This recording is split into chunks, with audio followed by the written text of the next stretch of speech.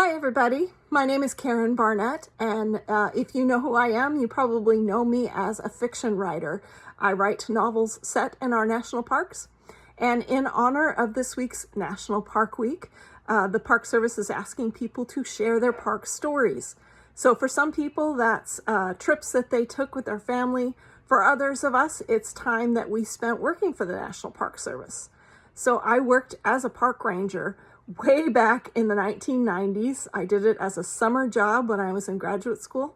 Really the best job I could ever have because I got to live and work at Mount Rainier National Park, and it was just such a joy.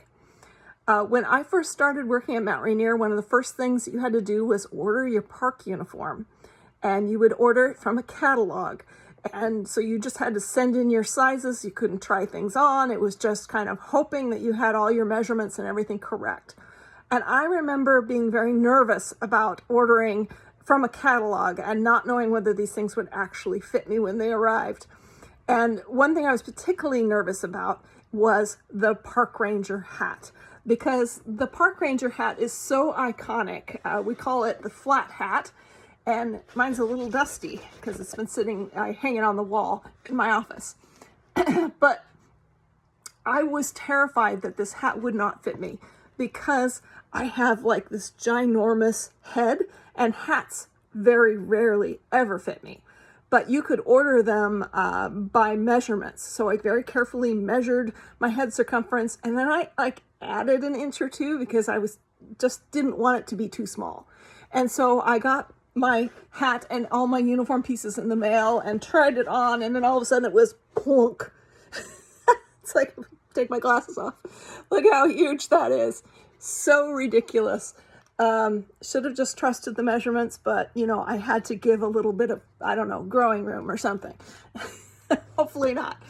At Mount Rainier, at the time in the 90s, our policy was that it was a winter park because I don't know why, but they just felt like we didn't really have summer weather like the desert Southwest parks have.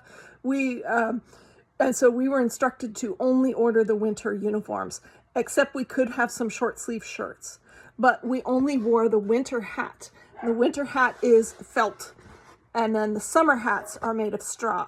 So that's why I have a felt hat instead of a straw one. If you've seen rangers with straw hats in the same shape, they are just summer versus winter.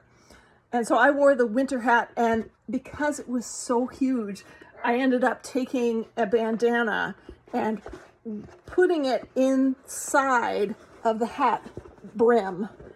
And I can't do it one-handed here, but that made it so see if I can do it here, hoop, so that it would sit almost normally on my head and not look like this big, massive, still looks a little big, but got it to look somewhat normal. But I was always concerned that my hat was going to then fall around my ears.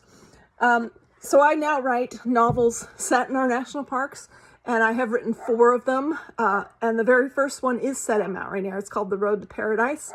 And I actually decided to put that scene into my novel. So if you've read The Road to Paradise, you probably remember a scene where Margie is given a hat to wear because she's going to give a speech.